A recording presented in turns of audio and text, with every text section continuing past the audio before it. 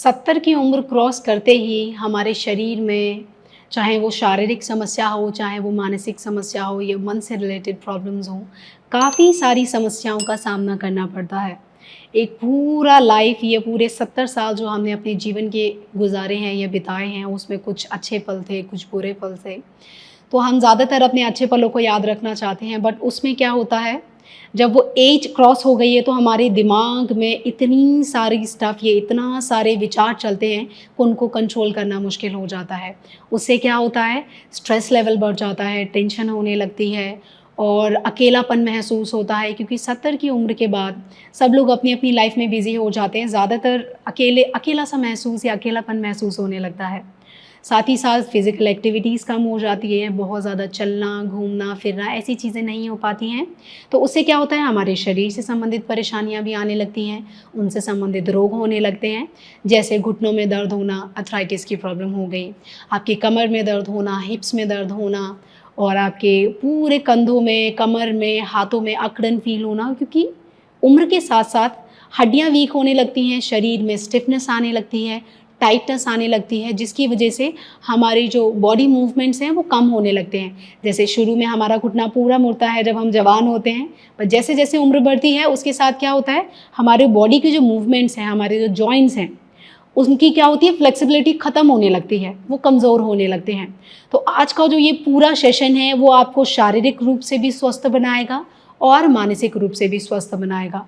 बिल्कुल ही आसान योगाभ्यास हैं, बिल्कुल ही आसान सूक्ष्म क्रियाएँ हैं जो आज हम करेंगे और ये आपको बहुत ज़्यादा मदद करेंगी आपकी शारीरिक और मानसिक समस्याओं से लड़ने में।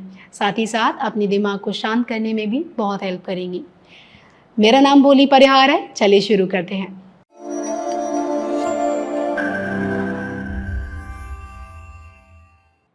चलिए शुरू करते हैं। पैरों में हल्का-सा गैप कर लें, हल्का-सा अंतराल बना लें। अब आपको क्या करना है, धीरे से अपनी एड़ी को ऊपर उठाते हुए आगे की तरफ लेके आना है, घुटना भी हल्का-सा बाहर जाएगा। ये क्रिया मदद करती है आपके पूरे जॉइंट्स को फ्लेक्सिबल बनाने में, आपके घुटने को फ्लेक्सिबल बनाने में, आपकी उँगलियों की फ्लेक्सिबिलिटी को बढ़ाता है, आपकी एंकल्स की फ्लेक्सिबिलिटी को बढ़ाता है। अब इसे करते कैसे हैं, पैरों में हल्का अंतराल रखें, उँगलियों को खोल के कमर के बगल में रख लें। अब धीरे से सांस भरते हुए अपने घुटने को आगे लेके जाओ, हील को पीछे से ऊपर की ओर उठाएं। बहुत जल्दी नहीं करना है, सांस छोड़ते हुए धीरे से हील नीचे जाएगी। सांस भरते हुए धीरे से अपने पंजे के बल आ जाएं, पंजे पे सारा प्रेशर डालें और आपकी जो हील है वो ऊपर की ओर रहेगी। सांस छोड़ते हुए नीचे, सांस भरते हुए धीरे से अपने हील को उठाते हुए सांस छोड़ते हुए नीचे 10 बार करेंगे लगातार। 70s के बाद ज़्यादातर बॉडी पार्ट से हमारे जो जॉइंट्स हैं उनकी फ्लेक्सिबिलिटी ख़त्म होने लगती है उम्र के साथ। तो ये सारी जो सूक्ष्म व्यायाम क्रियाएँ हैं, ये माइक्रो एक्सरसाइजेज हैं या कुछ वेरिएशन के साथ हम आसन करेंगे, वो सभी आपको बहुत ज़्यादा हेल्प करेंगे आपके जॉइंट्स को फ्लेक्सिबल बनाने में। और 70s के बाद ज़्यादातर क्या होता है, या 70 की उम्र को क्रॉस करने के बाद, तो उसमें चिड़चिड़ापन हो गया, बहुत ज़्यादा स्ट्रेस होना हो गया, हर चीज़ को लेके गुस्सा आना हो गया, जो चीज़ जहाँ है वो वहीं होनी चाहिए। ये सारी समस्याएं हमें 70s के बाद जनरली फेस करनी पड़ती हैं। अगर बात करें फिजिकल बॉडी की तो लिमिटलेस है, कई सारी बीमारियां, ये हमारा शरीर कई सारी बीमारियों का घर बन जाता है। अगर नीचे से शुरू करें, घुटनों को ले लें, घुटनों की समस्या हो जाती है जिसे हम अर्थराइटिस बोलते हैं। अर्थराइटिस नहीं भी है तो भी हमारी बॉडी में कैल्शियम कम होने लगता है, जिसकी वजह से हमें ज़्यादातर जॉइंट्स में दर्द होता है या डिस्कम्फर्ट रहता है, हमारी बॉडी मसल्स वीक हो जाती हैं। दूसरा अभ्यास करते हुए बात करेंगे, दूसरा अभ्यास की ओर बढ़ते हैं। अब आपको अपनी उंगलियों को जमीन से ऊपर की ओर उठाना है, जिससे आपके पूरे पंजों में ब्लड सर्कुलेशन बढ़ेगा, साथ ही साथ अपने पूरे लेग्स में भी ब्लड सर्कुलेशन को बढ़ाता है। हाथों को यहीं रखें, पंजों को ऊपर की ओर उठाएंगे, घुटनों को ऊपर की ओर खींचने की कोशिश करेंगे, फिर पंजों को जमीन पर रख दें। लगातार 10 बार करेंगे, पंजे ऊपर की ओर, फिर पंजों को नीचे रख दें। आप पूरा महसूस करेंगे कि आपकी पूरी थाईज बिल्कुल टाइट हो रही हैं, आपके घुटनों हल्के से ऊपर आ रहे हैं। ये आपके पूरे लेग्स को मजबूती देता है, आपके शरीर की एंड्योरेंस पावर को बढ़ाता है, साथ ही साथ आपके शरीर में एनर्जी या ऊर्जा का संचार कर देता है। लगातार उंगलियां ऊपर उठाते हुए कितना उठा सकते हैं और धीरे नीचे रख दें। दोनों को साथ में उठाने में परेशानी हो रही है तो आप एक एक करके भी उठा सकते हैं ऐसे। अब इसमें आपको मसल कंट्रोल चाहिए। 70s के बाद क्या होता है कि हम अपनी मसल कंट्रोल को लूज करने लगते हैं या ज़्यादातर मसल्स हमारे कंट्रोल में नहीं रहती हैं। पार्किंसन, इसमें हमारा शरीर हिलने लगता है। ये समस्या काफ़ी लोगों को आजकल हो जाती है 70s के बाद। तो ये सारी समस्याओं को दूर करने के लिए ये सारी अगर आप क्रियाएं करते हैं, ये सारे सूक्ष्म व्यायाम और कुछ वेरिएटेड योगा अभ्यास करते हैं तो आपको वो समस्या को या उस समस्या से आप निजात पा सकते हैं। लगातार ऊपर की ओर उठाएं, पंजा नीचे रख दें, दूसरा पंजा ऊपर, धीरे से नीचे। काफ़ी बार क्या होता है कि हम खड़े होके नहीं कर पाते हैं 70s के बाद, क्योंकि बॉडी इतनी वीक हो जाती है। क्योंकि ज़्यादातर टाइम क्या होता है हमारी या तो बैठने का काम होता है, सारे काम से तो हमें छुट्टी मिल ही चुकी होती है, तो हमारा शारीरिक श्रम बहुत ज़्यादा कम हो जाता है। तो अगर आपको लग रहा है आप खड़े होकर ऐसा अभ्यास नहीं कर पा रहे हैं, आपको कमर में प्रॉब्लम हो रही है या घुटनों में दर्द हो रहा है, तो आप इसको बेड पे बैठ के कर सकते हैं, कुर्सी पे बैठ के कर सकते हैं, इवन ज़मीन पे अपनी मैट बिछा के और कुछ सॉफ्ट रख लें। अपनी जहाँ आप जिस स्थान पे आप बैठेंगे या जिस जगह बैठेंगे वहाँ कुछ सॉफ्ट सा बिछा लें ताकि आप आराम से बैठ पाए। चलिए अब कुछ अभ्यास करेंगे हम लोग चेयर के साथ, क्योंकि ज़्यादातर क्या होता है खड़े होने से कमर में या घुटनों में समस्या होने लगती है। धीरे से बैठ जाएं, पैरों में हल्का सा अंतराल बना लें और कोशिश करें कि आप बेड के आगे वाले हिस्से पे आ जाएं। अगर आप कुर्सी पे कर रहे हैं तो कुर्सी के आगे वाले हिस्से पे आ जाएं। इससे क्या होगा, आप आराम से सारी क्रियाएं कर पाएंगे। चलिए शुरू करते हैं। पहले शुरू करते हैं अपने कंधों से, कोहनी से और अपनी पूरी रिस्ट वाले हिस्से से। कैसे करेंगे, यहां से शुरू करते हैं। अपने दोनों हाथों को बगल में खोल लें, ढीला छोड़ दें, बिल्कुल बहुत ज्यादा टाइट नहीं करना है। अब अपने अंगूठे को अंदर की ओर मोड़ लें, अंदर की ओर, और अपनी चारों उंगलियों से उस अंगूठे को दबाएं। इससे क्या होगा, आपके हाथ में जो एक्यूप्रेशर पॉइंट्स हैं वो क्या होंगे, वो प्रेस होंगे, जिससे आपकी बॉडी में ब्लड सर्कुलेशन बढ़ेगा। अगर बॉडी में ब्लड सर्कुलेशन अच्छा है तो काफी सारी बीमारियां अपने आप दूर भागने लगती हैं। हाथों को यहां रखें, अंगूठा अंदर, लगातार करेंगे, प्रेस करें और फिर उंगलियों को खोल दें जितना खोल सकते हैं। उंगलियां अंदर करें, अंगूठा अंदर करते हुए उंगलियों से दबाएं अपने अंगूठे को और फिर खोल दें। लगातार अंगूठा अंदर, उंगलियों को दबाएं और खोल दें। अगर आपको लग रहा है दोनों हाथों से नहीं कर पा रहे हैं तो हाथ को हल्का सा अपने शरीर के पास रखें, दोबारा दबाएं और खोल दें। एक एक करके भी कर सकते हैं। अंगूठा अंदर और रिलीज कर दें, दोबारा करेंगे, रिलीज। दोनों हाथों से लग रहा है आप कर सकते हैं तो ट्राई करें दोनों हाथों से साथ में कर लें। 2 बार और, एक आखिरी बार और रिलीज कर दें। आगे की ओर बढ़ेंगे। अब कोहनी पे आते हैं। ये हमारा हो गया, उंगलियां कर ली हमने। अब कोहनी पे आते हैं। ज़्यादातर क्या होता है हमें कंधे से रिलेटेड, कोहनी से, हाथों से रिलेटेड समस्या हो ही जाती है 70s के बाद, या हमारी जॉइंट्स फ्लेक्सिबिलिटी को खोने लगते हैं। तो ये आपको हेल्प करेगा आपकी बॉडी को फ्लेक्सिबल बनाने में या उसको मोबाइल बनाने में। हाथों को हल्का सा दूर रखें, हाथों की उंगलियों को आपस में जोड़ लें। अब आपको क्या करना है, हाथों को धीरे धीरे ऊपर की ओर उठाएंगे और उसके बाद अंगूठे से अपने हाथों से मुट्ठी बना के इस मुट्ठी को अपने कंधे से टच करने की कोशिश करेंगे। कैसे करना है, पहले मुट्ठी बना लें, फिर धीरे से मोड़ते हुए अपनी मुट्ठी को अपने कंधों के पास लाएं। उसके बाद आप कोहनियां उठाएंगे, उसके बाद कोहनियां नीचे, धीरे से अपने हाथों की उंगलियों को खोल दें। अंगूठा अंदर, मुट्ठी बनाएं, धीरे से अपने जो आपके हाथ है, आपकी जो मुट्ठी है, उनको कंधों के पास लाएं। अगर आप अपनी कोहनियों को उठा सकते हैं तो उठाएं, धीरे से नीचे ले जाएं। अगर आपको लग रहा है दोनों हाथों से करने में समस्या हो रही है, परेशानी हो रही है, तो आप एक हाथ से भी कर सकते हैं। और इवन आप ऐसे भी कर सकते हैं, बिना अंगूठा बनाए टच किया, धीरे से सीधा कर दिया। यह आपकी कोहनी की फ्लेक्सिबिलिटी को बढ़ाता है, आपके पूरे हाथ को मजबूती देता है। टच करें, धीरे से वापस। 3 बार और करेंगे।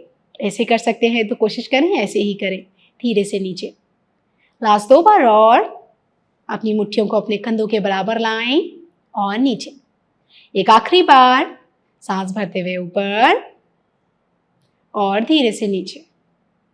रिलैक्स करें, कुछ देर विश्राम करें और इस क्रिया को करने के बाद किस तरीके का प्रभाव आपके हाथों पर, आपकी कोहनी के पास, आपकी फोrearm में आया है, उसको महसूस करें।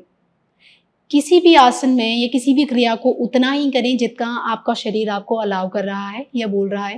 ज़्यादातर हमें पता होता है कि ये क्रिया हमारे लिए सही है या हमारा शरीर इसके लिए हाँ बोल रहा है या ना बोल रहा है, तो उस चीज़ को ज़रूर पढ़ें, बॉडी को रीड करना सीखें। So let's move ahead now. हमारे रिस्ट का हो गया, हमारी कोहनियों का हो गया, कंधों का हो गया। अब थोड़ा सा नीचे की ओर जाते हैं, पैरों की ओर बढ़ते हैं। पैरों से रिलेटेड कई प्रकार की समस्याएं 70 के बाद होने लगती हैं।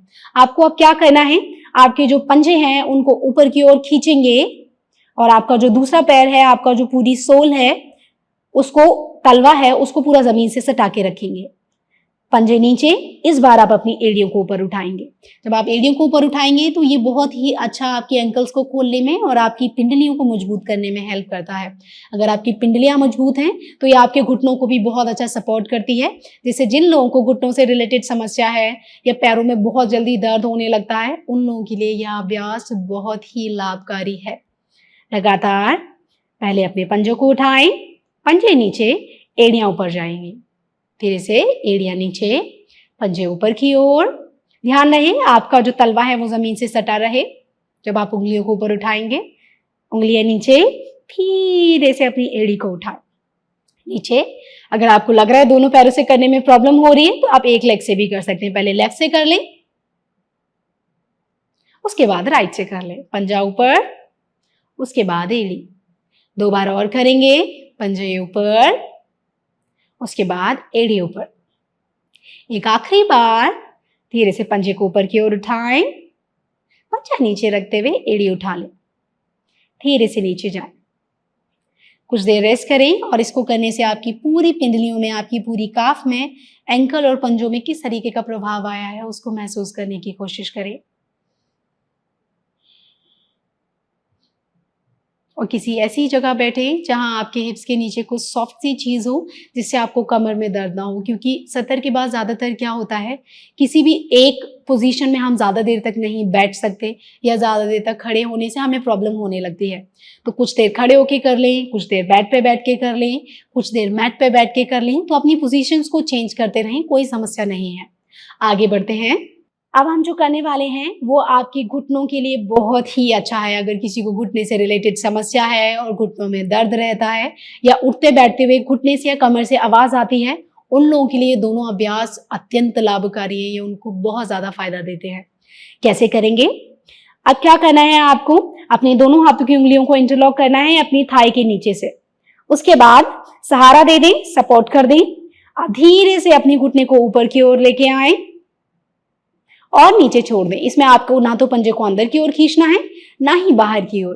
धीरे से उठाएं, अपने पूरे घुटने पर अपना ध्यान रखें कि आपका घुटना किस तरीके से मुड़ रहा है और सीधा हो रहा है। धीरे से नीचे ले आएं। लगातार घुटना ऊपर, पैर ऊपर लाएं, घुटने को टाइट करें जितना कर सकते हैं अपनी क्षमता अनुसार। धीरे से नीचे। 3 बार और करेंगे। सांस भरते हुए घुटना ऊपर आएगा, धीरे धीरे करें, बहुत जल्दी नहीं करना है। धीरे से नीचे। आखिरी 2 बार। सांस भरते हुए ऊपर, सांस छोड़ते हुए नीचे।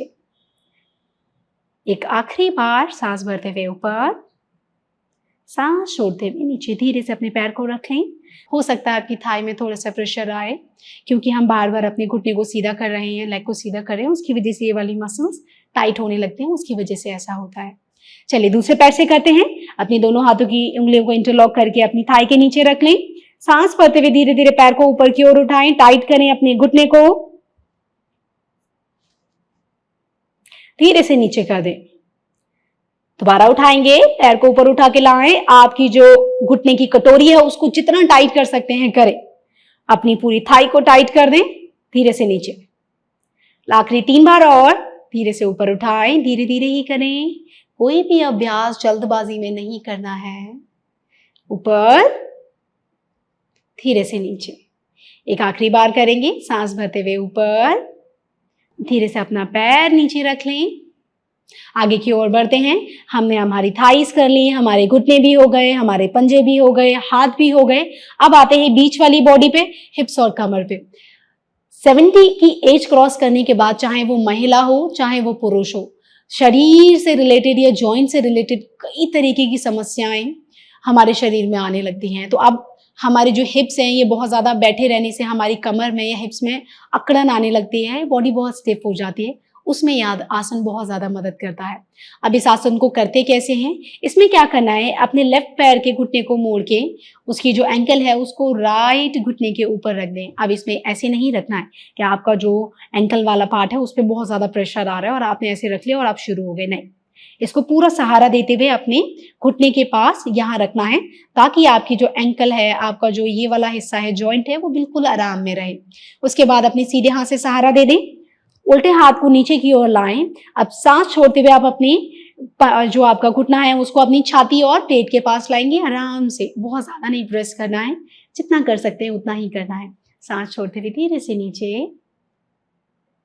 ज्यादा ना दबाएं। सांस भरते हुए ऊपर,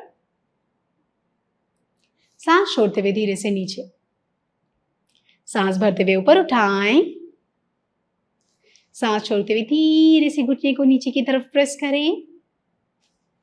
आखिरी 2 बार और, सांस भरते हुए ऊपर, सांस छोड़ते हुए धीरे से नीचे।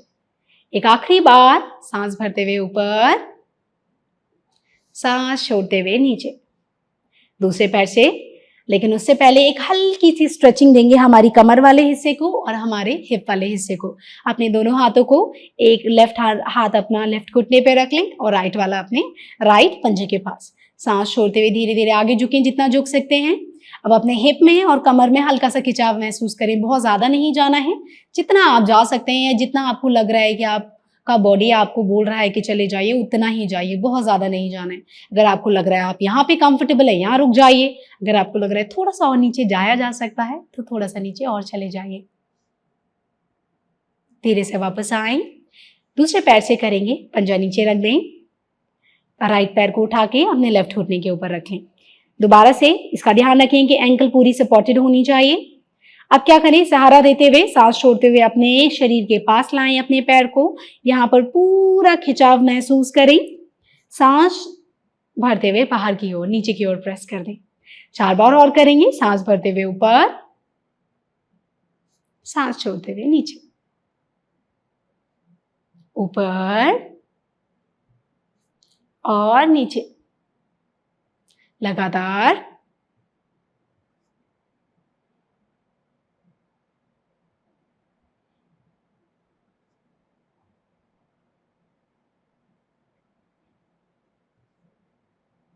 अब हम अपने हिप को स्ट्रेच करेंगे या उस पे अच्छा सा खिंचाव लाएंगे अपनी कमर में और हिप में। धीरे से अपने दोनों हाथों को, एक सीधा वाला हाथ सीधे घुटने पे, लेफ्ट वाला हाथ अपने पंजे के पास रख दें। सांस छोड़ते हुए हल्का सा आगे जाएं, बहुत ज्यादा नहीं जाना है, जितना जा सकते हैं उतना ही जाएं।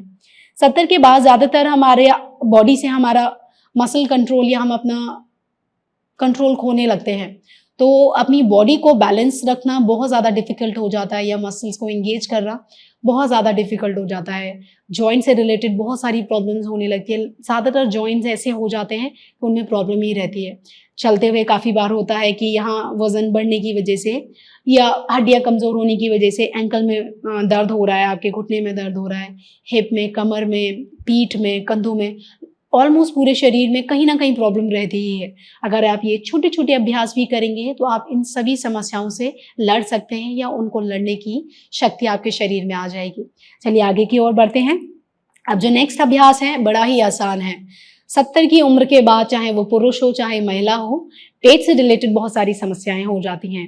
तो इसमें क्या हो गया, जैसे शुगर होना, इंसुलिन लेवल रेजिस्टेंस आ जाती है जिसकी वजह से शुगर हो जाना, हाई बीपी का प्रॉब्लम हो गया, इंडाइजेशन हो गया, कॉन्स्टिपेशन हो गया, बहुत सारे पेट से रिलेटेड इश्यूज हैं जो 70 के बाद बिल्कुल सामान्य है, बिल्कुल नॉर्मल है। आजकल का लाइफस्टाइल ही ऐसा है कि इतनी सारी समस्याएं हो जाती है। तो आप जो नेक्स्ट आसन है, या तो आप जमीन पे बैठ के भी कर सकते हैं, दोनों पैरों को क्रॉस करके, चेयर पे भी कर सकते हैं और बेड पे भी कर सकते हैं, कोई प्रॉब्लम नहीं है। हल्का सा और आगे आ जाएं। अब आपको क्या करना है, अपनी पूरी कमर और पेट वाले हिस्से को अच्छे से ट्विस्ट करना है, बट बहुत ज्यादा नहीं, जितना आपका शरीर आपको बोल रहा है उतना ही ट्विस्ट करें।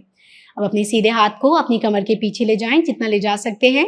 उसके बाद अपने उल्टे हाथ को और अपने लेफ्ट हैंड को अपनी राइट थाई पे रखें, साइड में देखें, हल्का सा, बहुत ज्यादा नहीं, जितना आपका शरीर आपको बोल रहा है उतना ही करें या अपनी क्षमता अनुसार ही करें।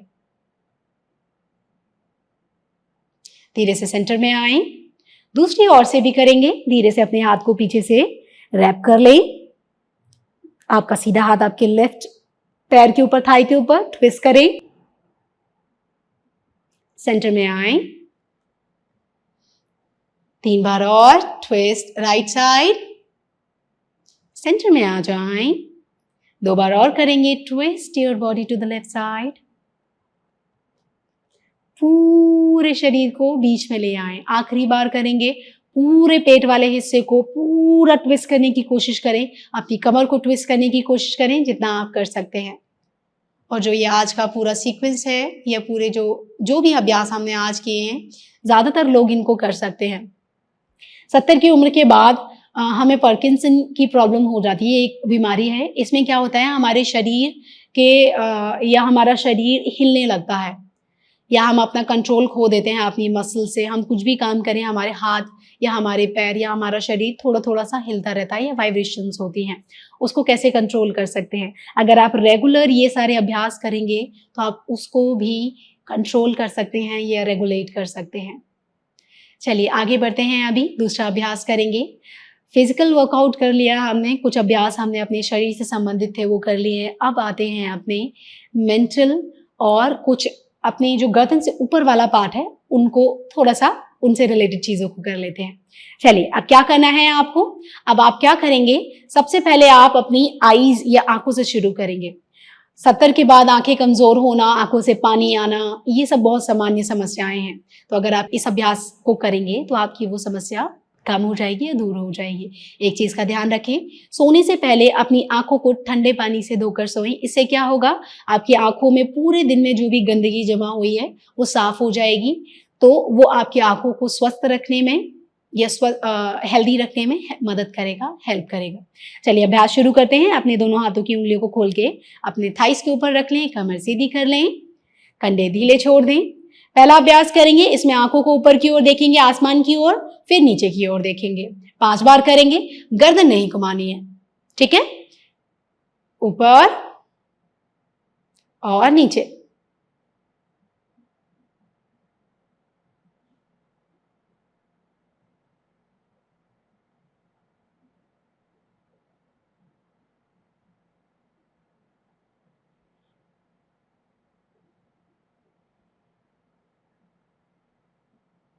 दूसरा अभ्यास करेंगे। इस बार आपको अपनी आई बॉल्स को साइड में लेके जाना है। धीरे से अपनी आई बॉल्स को लेफ्ट साइड ले जाएं। गर्दन नहीं ले जाएंगे ऐसे, बस आपकी आई बॉल्स जाएंगी सेंटर में, फिर दूसरे साइड, सेंटर, दूसरे साइड, सेंटर में आए, दूसरे साइड ले जाएं।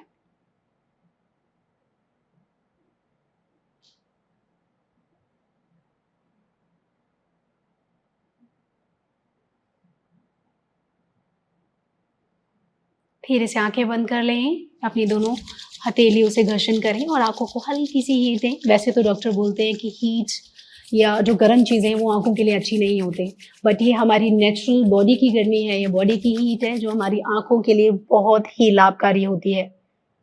जब हम दोनों पाम्स को वार्म करते हैं या रब करते हैं, हमारी पूरी हथेलियों में ब्लड सर्कुलेशन बढ़ जाता है।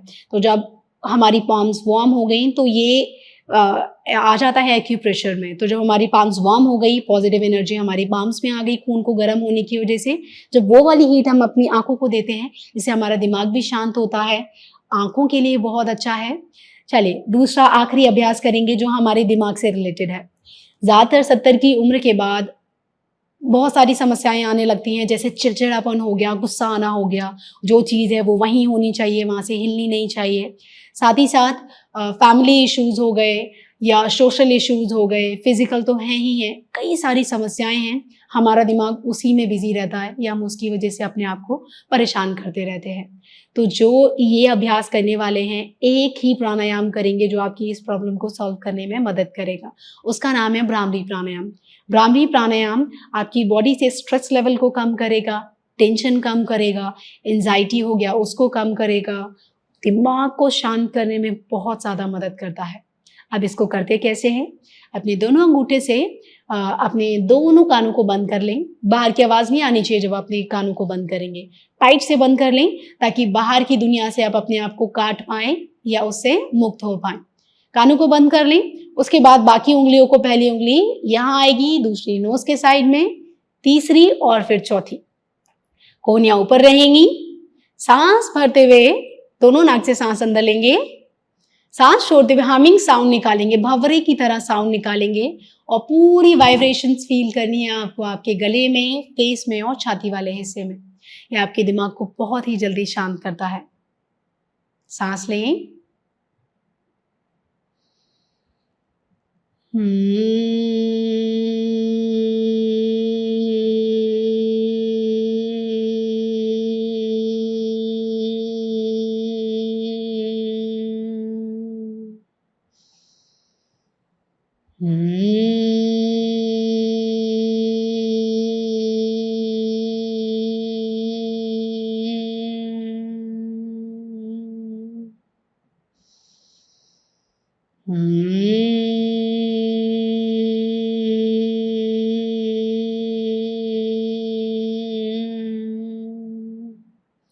धीरे से हाथों को नीचे रख लें।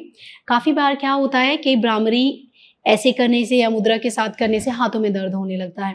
अगर आपको लग रहा है ऐसे आप नहीं कर पा रहे हैं, तो आप अपने दोनों हाथों को थाइस पे रखें, आंखें बंद करके नॉर्मली भी कर सकते हैं, कोई प्रॉब्लम नहीं है। चलिए, अब इसी नोट पे मैं ये बोलना चाहूँगी, मेरा नाम भोली परिहार है और आप सीख रहे हैं सिद्धि योगा के साथ। मैं आशा करती हूँ आपको वीडियो पसंद आया होगा और मैं चाहती हूँ 70 की एज के बाद भी, चाहे वो पुरुष हो चाहे महिला हो, स्वस्थ होनी चाहिए। अगर आप इन योगाभ्यासों को ट्राई करेंगे, बहुत ही छोटी-छोटी सी एक्सरसाइज है, इनको करके भी हम स्वस्थ रह सकते हैं। तो इन सारी क्रियाओं को करने की कोशिश ज़रूर करें, योगाभ्यास को ज़रूर करें और अपना एक्सपीरियंस मेरे साथ शेयर करना बिल्कुल ना भूलें। Thank you so much.